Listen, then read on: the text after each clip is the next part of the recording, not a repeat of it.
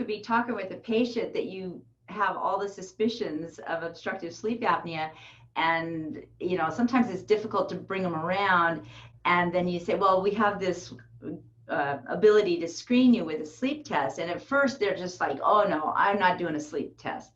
And then when you describe the usability of the WatchPAT and how easy it is, then they're more intrigued about, oh, well, maybe I could do that.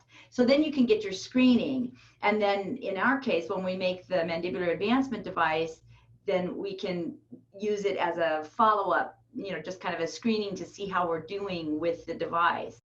I feel really confident when I'm working with a primary care physician, and particularly if we're working together, it's very expeditious too. So the patients aren't getting lost in the shuffle, and we can keep them on track. So that's the hardest part for the patients, because they don't know what to do, and especially when we're waiting on, we're working with their insurance and all, patients don't always know what the next step is. So we don't lose track of them. We can get them through the system pretty expeditiously. WatchPAT has really been revolutionary, and particularly in this COVID time, being that you have the disposable device.